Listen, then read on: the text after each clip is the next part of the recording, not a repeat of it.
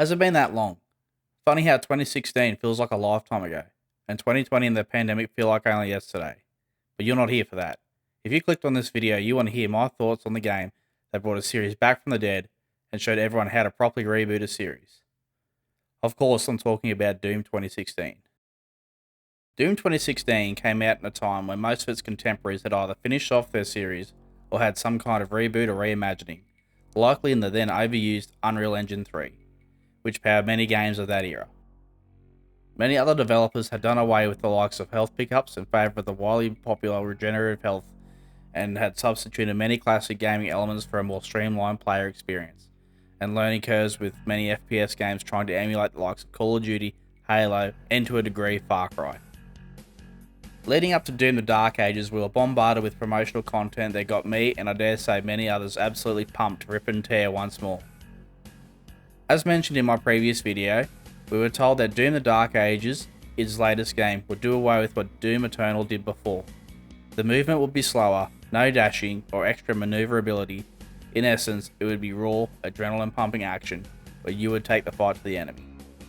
All this strangely reminded me of 2016, and now that I've played both, well, the three of them, I feel that 2016 and the Dark Ages are more similar than they would seem, with the Dark Ages building on the gameplay of Doom 2016 and the larger narrative threads of Doom Eternal. Just quickly before the review starts, if you like this type of content, please consider dropping a like, leaving a comment below, and subscribing. Now with all that out of the way, let's get ready to rip and tear like it's 2016 all over again. The story of Doom 2016 is one you wouldn't hear today in any form of entertainment industry. In short, id were working on Doom 4, which took place on a devastated Earth. Eventually the developers of the game felt that it wasn't quite the game Doom is. While some ideas made it into the final game, which I'll divulge later, the devs of id Software approached Bethesda and explained that the game did not feel like Doom, and it felt like they were just following a trend instead of innovating like they always had up until that point, and that they needed to start fresh. This would never work today, hell it shouldn't have worked then, but thankfully it did work, and what we got was nothing short of legendary. Long-time fans got everything they wanted and more. Newcomers got something they never knew they needed, and metalheads got a brand new subgenre, which is still going relatively strong today. After being announced in June 2015, with a trailer that featured a reimagining of Bobby Prince's At Doom's Gate, and some very, very brief glimpses of what was to come, it was clear that everyone that had worked on this game was firing on all cylinders, and we were all hoping that this game would deliver. The 2010s saw a mixed reception amongst reboots. In 2011 we got to see the return of Duke Nukem in what I dare say will be his last mainstream outing. The reception of the Duke all these years later was lackluster, to put it politely.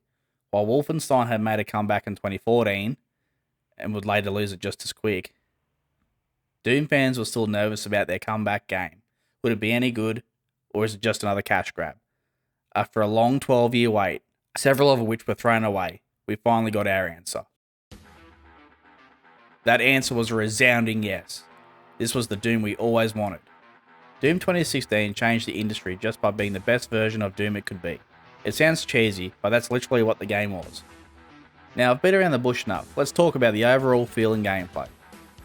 The game starts us off right into the action. I can't go much further without talking about the opening, as it sets the tone for the whole game perfectly. Right from the get-go, we're thrown straight into the mix, with short passages of dialogue, explaining what we're here to do, and give us a general idea of what the Slayer is. We get a look at the Praetor suit before we put it on, and push aside Samuel Hayden's message on the intercom. Before the game starts proper, we get our shotgun and fight our way through the first tutorial sequence, and then we make our way to the elevator where the game starts proper. This intro, like the rest of the game, crushes it. Everything looks, feels, and plays the way it should. Horrifyingly beautiful, impactful, easy to understand mechanics, and let's not forget the soundtrack. It is often said that Mick Gordon dropped the soundtrack so good, it released with the game to complement it as a bonus. The reimagining of Bobby Prince's 93 classic At Doom's Gate as you ascend up the elevator, looking at that maimed corpse, being told that the risk was for the betterment of mankind, and that things got out of hand. Chills, literal chills. Instead of the modern safe approach of playing an overly flawed hero, sneaking around, quietly taking down enemies, only having 2 or 3 weapons, wondering what the best attachments are, waiting for your health to regenerate, or anything else that I missed, Doom 2016 says to hell with that and gives us one of the best FPS games you'll ever play. You play as a superhuman man who is all about kicking ass and taking names without all the bullshit. Classic mechanics come back in a way that still feels fresh. You get rewarded for pressing the attack. Glory kills are a thing. Speaking of, performing one of these guarantees health drops, and getting kills with a chainsaw is probably the best way of resupplying ammo. You can carry the whole arsenal with 2 weapon mods that don't slow down your decision making with the thought of what attachments do I run for the best way that I play. Instead, the weapon mods are distinct enough that you know which ones you want to run almost immediately. Did I mention the music? Holy shit.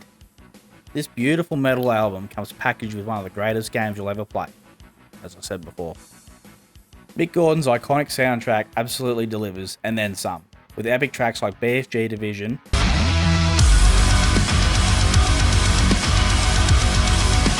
and Rip and Tear.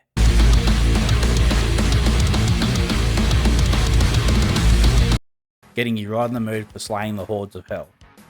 In many ways, the game does feel like it complements the music, seeing as it's dynamic like many that have come and gone, so that every encounter feels unique. Every punch, shotgun pump, firing of weapons, even picking up weapons feels impactful. The gameplay. Where to begin? Well, put it this way, Doom 2016 gave many other FPS games of the time a run for their money. It's heavy but not weighed down, movement is fluid but not off the rails like you're on crack, and the glory kills. How awesome are they? I don't think I've experienced anything as satisfying in a video game as glory kills. There's just something so therapeutic about it. The classic enemies are back, as well as some new ones. The Imps, of course, Lost Souls, Khaki Demons, Hell Knights, Barons of Hell, and much more. We also have some other reimagined variants of older demons, like the Summoner replacing the Archvile, and Olivia Pierce, the main antagonist, being turned into the Spider Mastermind.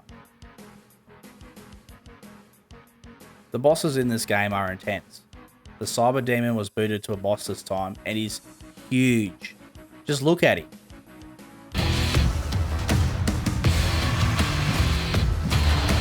This is probably my favourite redesign of this enemy so far. The 2 Guardians of Hell, whose names I don't remember, if they have any. Decent enough boss fight. And of course the Spider Mastermind. Exploration is back too. Not only are there secrets to find with extra ammo and power-ups, but you can now collect toys in the levels and find hidden classic levels, unlocking various in-game extras. When it comes to the story, go outside, nerd. Get out. Go. I ain't got time to be distracted by your worthless chime-ins. Go on. Yeah, it takes a backseat in this for sure. Basically, the Slayer is awakened and suits back up to fight the hordes of hell once more. We're introduced to our main antagonist after reactivating the comms tower on Mars. And after several failed attempts to reach the Doomslayer, Samuel Hayden manages to convince him that their goals, to a degree, align. The Slayer destroys the facility's Argent energy mining resources, and then acquires the Crucible to close the well on Argent D'Nur, the Slayer's second home after leaving his own dimension. Argent D'Nur fell a long time ago to the forces of Hell, and is where the well is located, which is the specific place the UAC is extracting the Argent energy. After destroying the well, the Slayer defeats Olivia Pierce.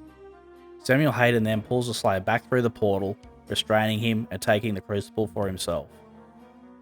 Like many games, Doom 2016 has a codex, which has all the extra lore and backstory you could possibly want. It's here in the codex where any players interested can piece together the overall story and the universe. This game is absolutely worth the time. It looks and plays every bit as good as it did back in 2016. As mentioned, there's not a whole lot of story, but who needs that to have some fun? The game is just that, fun.